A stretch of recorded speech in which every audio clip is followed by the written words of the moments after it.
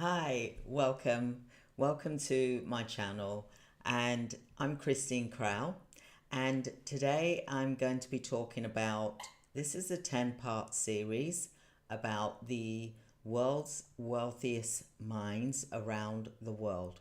And today I'm going to be talking about South Africa, the hidden gold riches, which is called Witwatersrand Basin secrets. Okay, now why am I discussing this with you? I think it's important that we understand about gold and silver and where these precious metals come from around the world and where they are really being mined, and there's some history there. Okay, it's not just about let's just buy this silver and gold. You know, treat it like if you're going into a hobby. If you're looking at wealth building, you need to also look at what is behind it, where it comes from and what is the history. That's how I feel anyway. So this is the reason why I'm doing this 10-part series for gold and silver mines around the world. So today we're going to be diving into the South African mine, which is the Witwatersrand Basin Mastery, for example. And this is what we're going to cover today. And South Africans' hidden gold riches. Some say it's $100 billion, for example. Now, isn't that amazing, for example? So, did you know that one of the mines in South Africa has produced over 40% of the world's gold? And some experts, they also claim that there is still over 100 billion in untapped gold underground. So what's happened to this gold? It is an empire. So could it be revived? Let's dive into this secret of South Africa's Witwatersrand Basin, for example. So welcome to today's live session.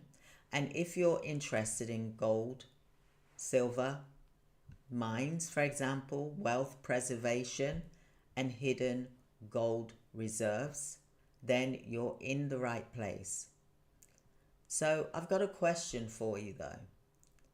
Do you think that South Africa's gold reserves are still hidden underground? I'd love for you to comment below. So let's look at this in great detail, the discovery and the history of the gold basin, for example, in South Africa. So this gold was first discovered way back in 1886, sparking a massive gold rush. It quickly became the world's largest gold producing region, transforming South Africa's economy. By the 1970s, South Africa was producing almost 1,000 tons of gold per year, more than the USA, China, and Russia combined. Imagine that, three countries combined. They were producing more than what they were producing together.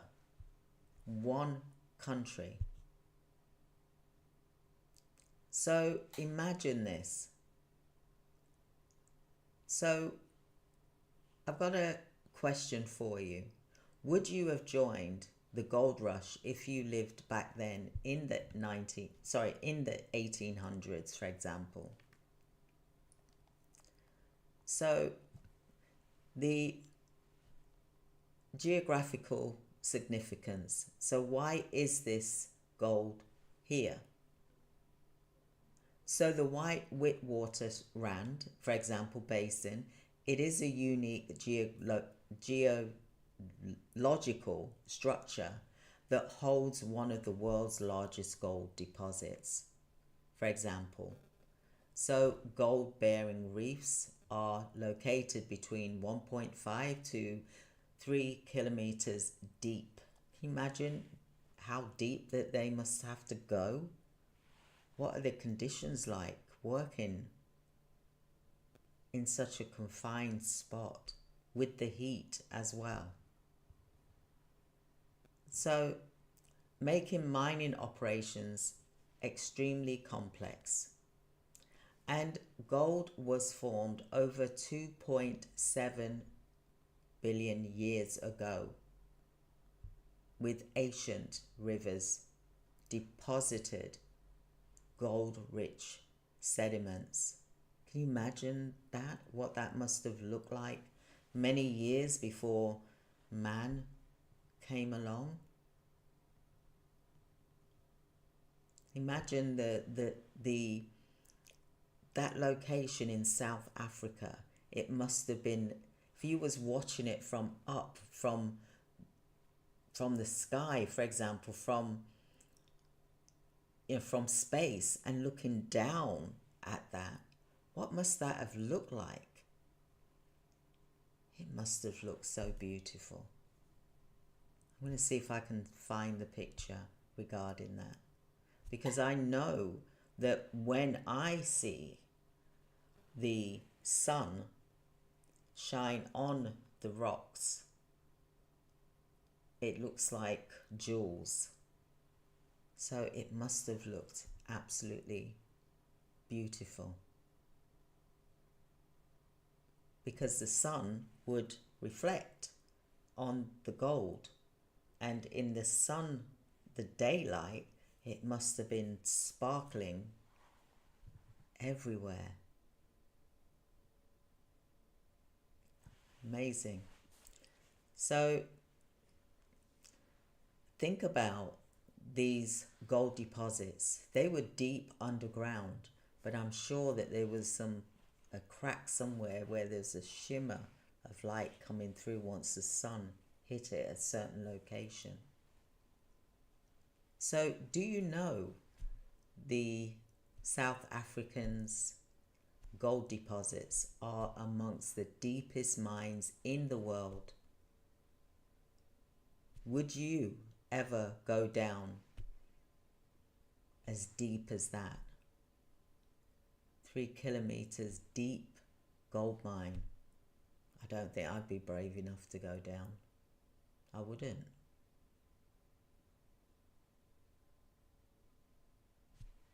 So how is gold mined and extracted, methods and the evolution? Because if we are looking at investing in gold and silver, it's important to understand a bit of history about the gold that we hold today, or the silver that we hold today. Where did it come from? Do you know where your gold or silver came from? Whereabouts in the world did it come from? What was the circumstances around it? So there was the traditional shaft mining, for example, and the most common method used. This was where there was a deep tunnel that was built to access the gold. Just like many years ago, the miners, for example. So there was rock drilling and explosives used to extract gold bearing ore from the reefs. So there was also the gold extraction, a chemical process that separates the gold from the rock. Cyanide, for example.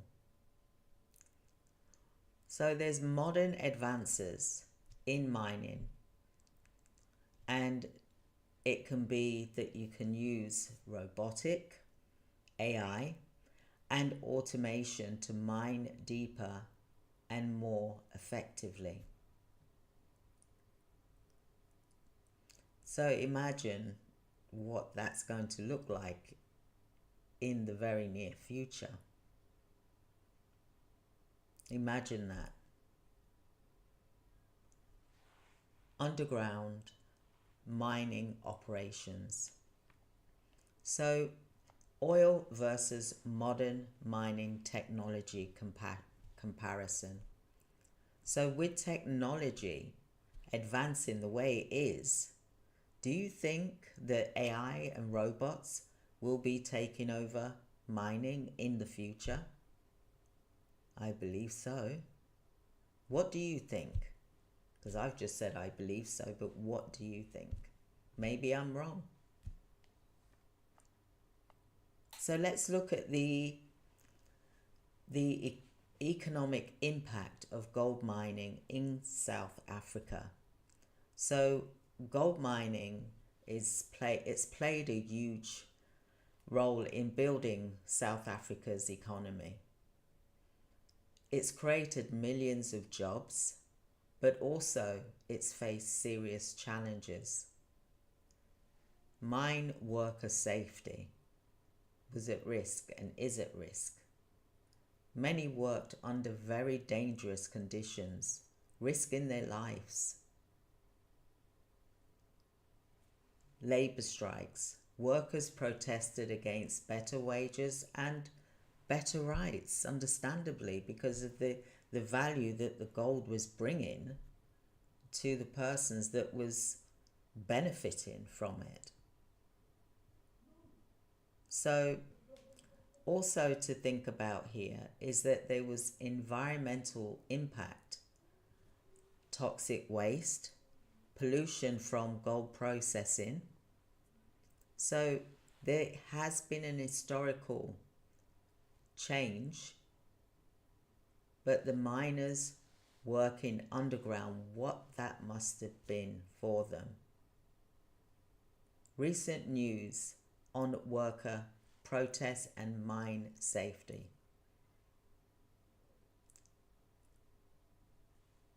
They've had to protest for their own lives, for safety, for better conditions, for better pay, for example. So do you think that mining has done much harm or good for South Africa? What do you think? So the mystery of this untapped 100 billion gold reserve. Here's where things can be really interesting. Some geologists believe that there's still over 100 billion worth of gold buried underground in the basin. So why isn't it being mined? So there's challenges to mining untapped gold. It's too deep.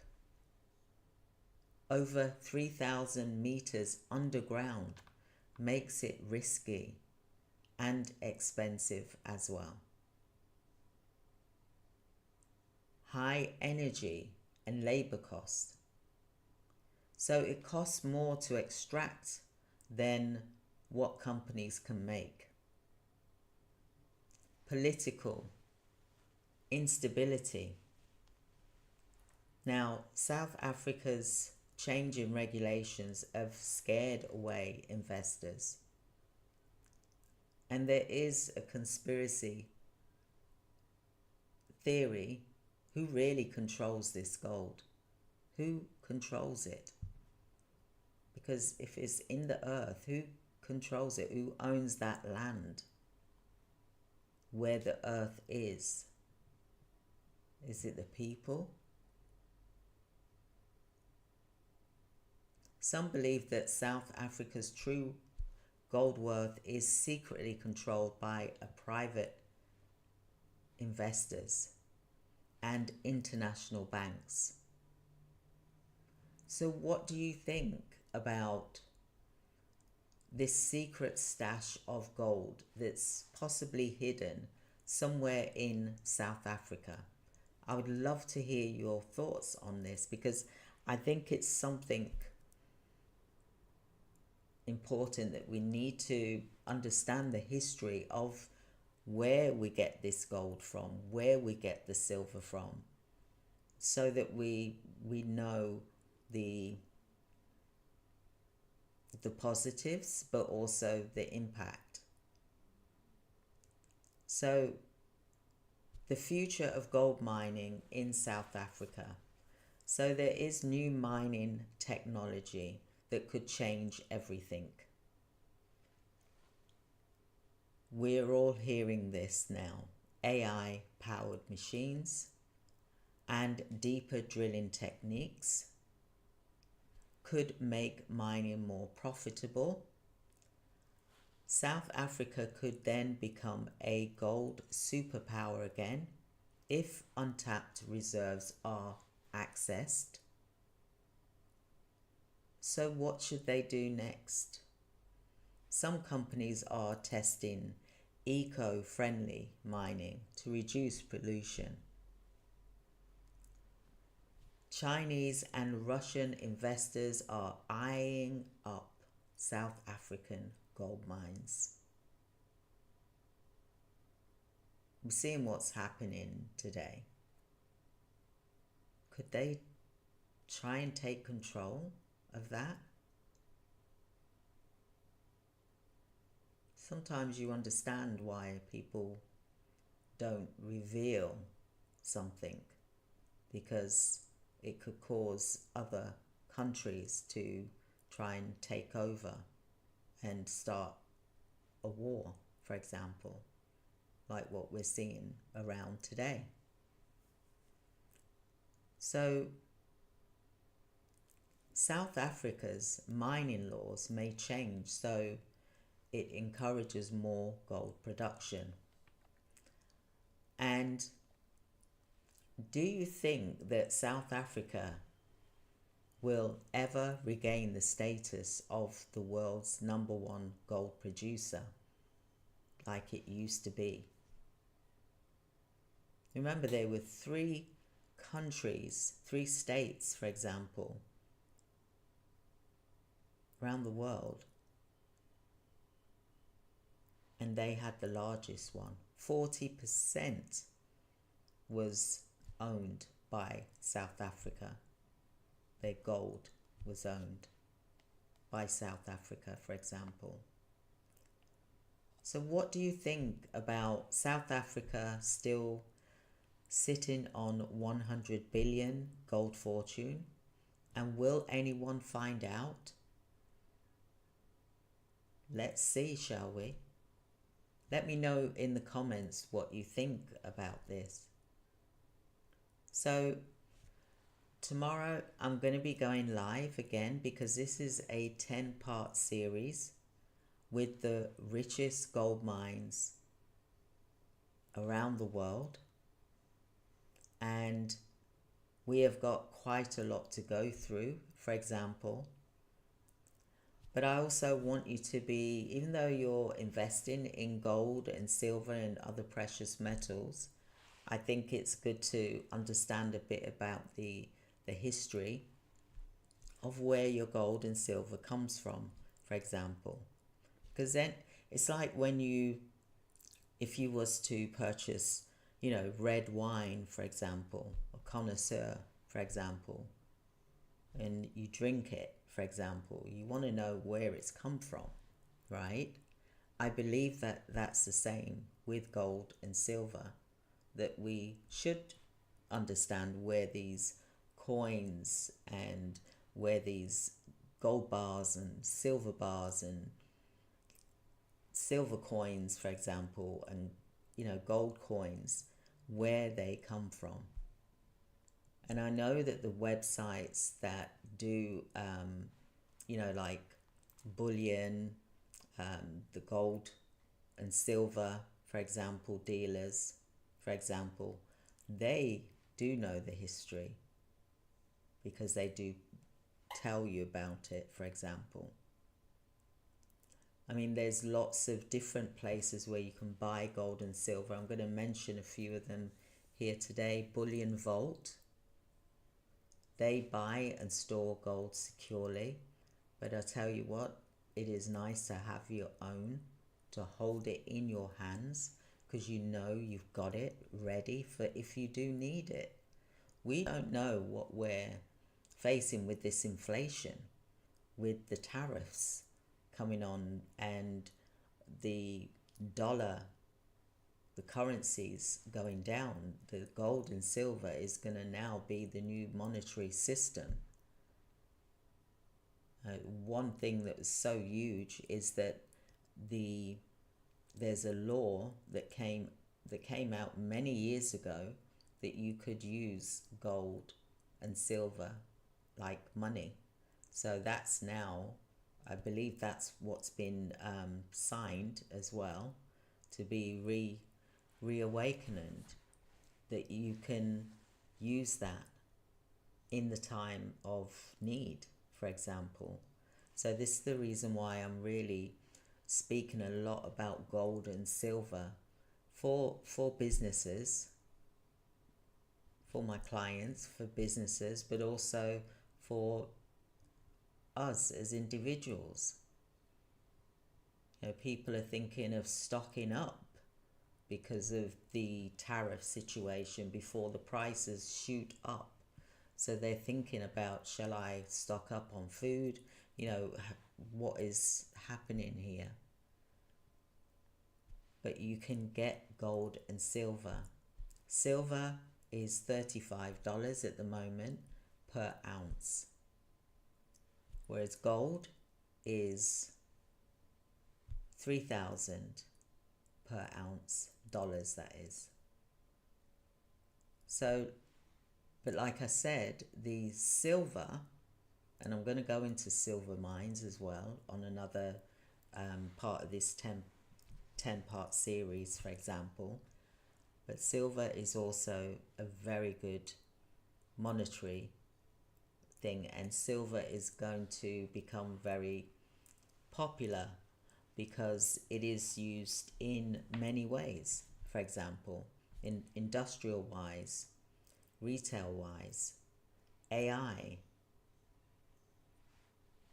the chips, AI chips, for example, robots, renewable energy, solar panels, electric vehicles, Apple, tech industry, they all need silver. And if they didn't have this silver, it would then be like kryptonite for them. It would hurt their business, for example. They've made billions from silver.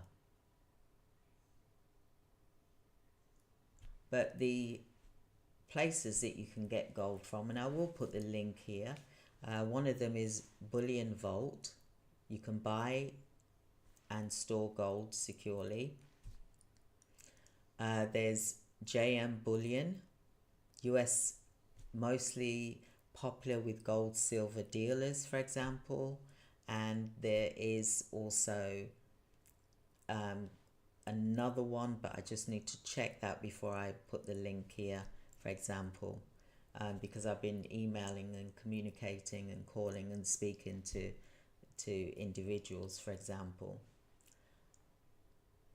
But what I'd like to know is, type gold in the chat if you're looking at getting gold or silver, for example, because these episodes is about awareness of where these gold and silver, you know, the world's largest and wealthiest gold mines and silver mines is the part of the 10-part series that I'm going to be covering, because I think it's important. And yes, I come from, 2007, where we did scrap gold parties, where we were buying jewelry at a scrap gold or silver value.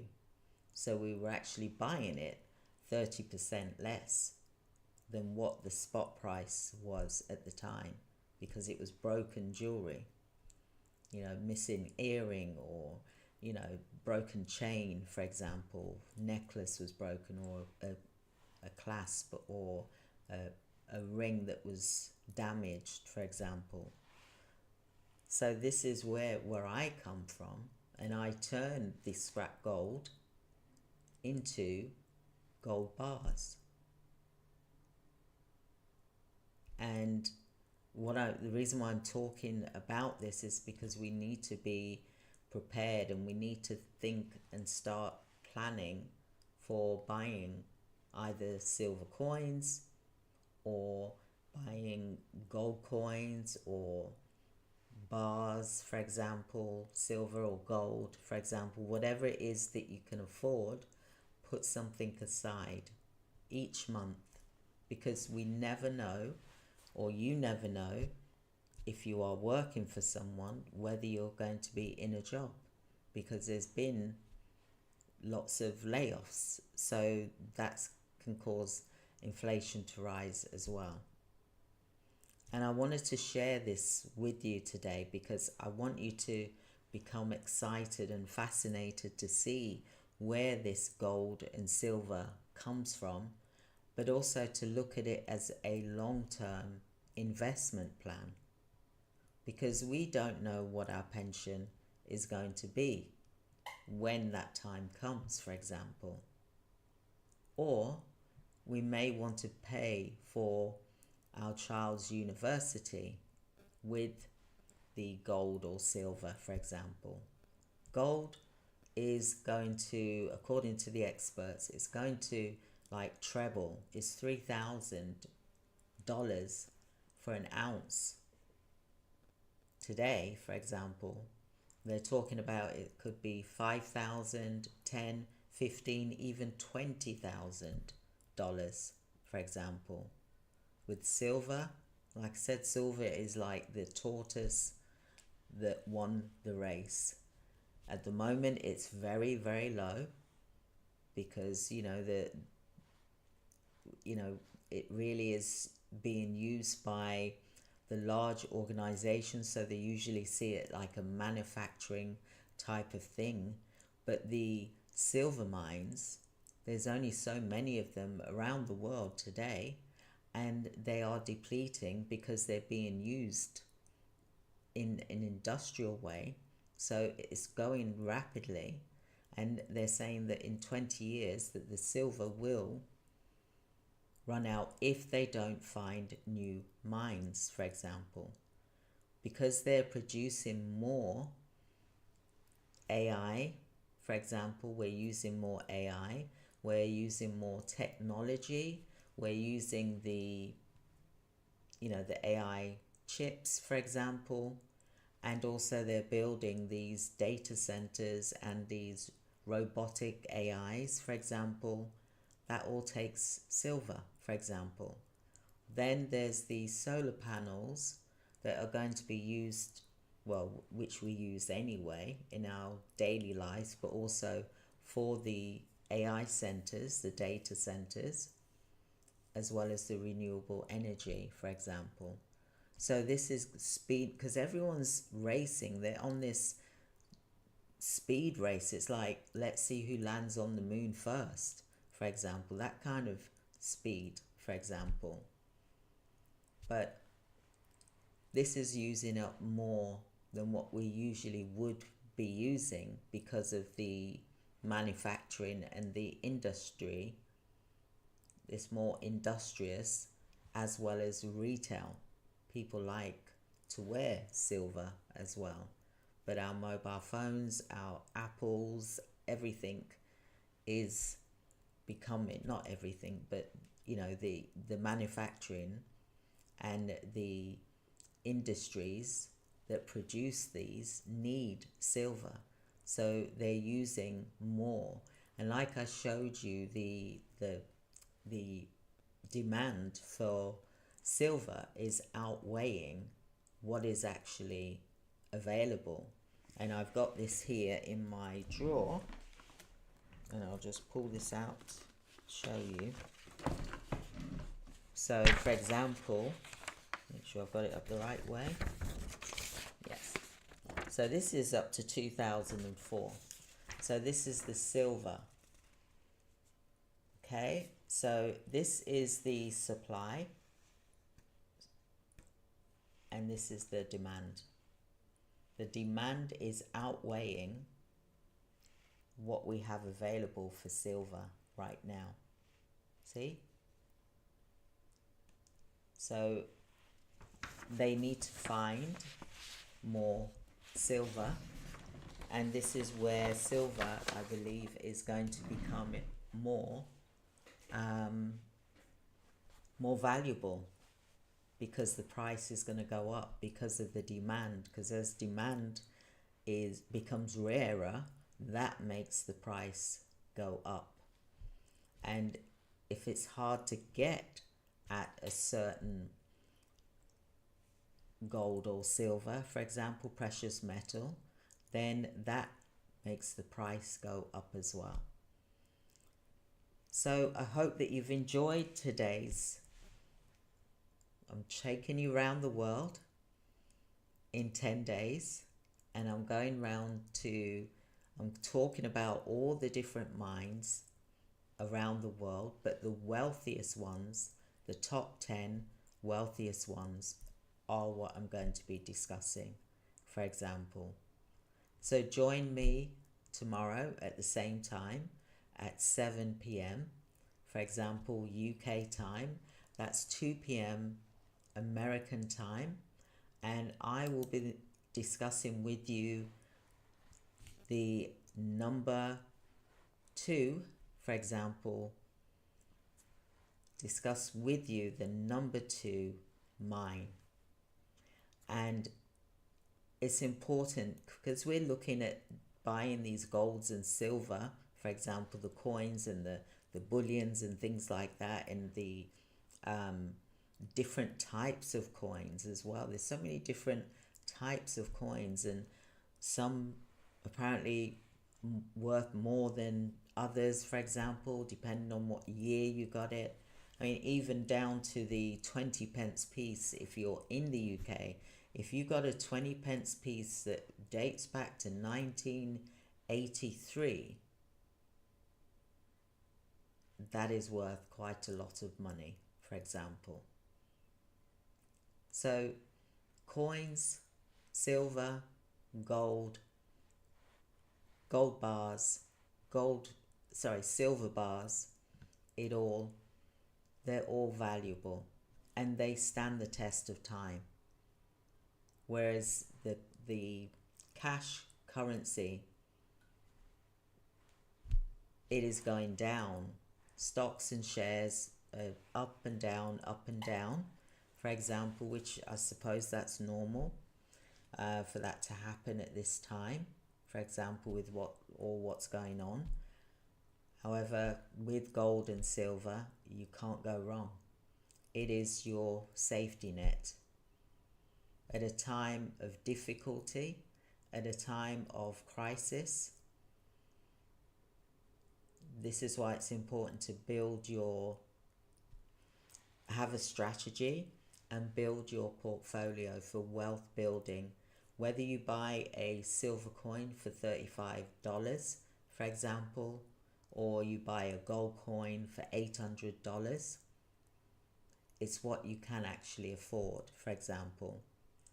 And this is why I say to do the scrap gold parties, because you're paying way less. What you could get for $35, for example, silver, would be a lot more than what you would get in a coin. And yes, of course, you have to get someone to refine it for you that is reputable. There are lots of refining companies. Speak to dealers, for example, and you'll find them, and you can have them smelted down, and you could end up with a bigger coin, for example, than an ounce, for example. So this is the reason why I also talk about the scrap gold and buying jewelry, gold and silver, for example, as long as it's tested and you checked its purity and that it is real and you've tested it and weighed it, for example, then there's no reason why you can't also start from there. It all depends where you are and what it is you want to do. And that's why, I'm introducing the how to start your own gold business like we did in 2007. And I think it's important that we look at where these different things are coming from. If you're buying something online, yes, you go to the website or whatever, but where does it really come from? What's the history behind it, for example? So it's important to look at that. So I hope that you've enjoyed today's live. And today we covered South Africa's hidden gold riches. And we covered the mine, which is the Witwatersrand Basin. And imagine, is there really 100 billion worth of gold hidden? It costs a lot of money to get these precious metals out of the ground. It's not something that's simple, but there are plenty of dealers out there for you to actually go out and purchase your own, or you can start your own gold party business.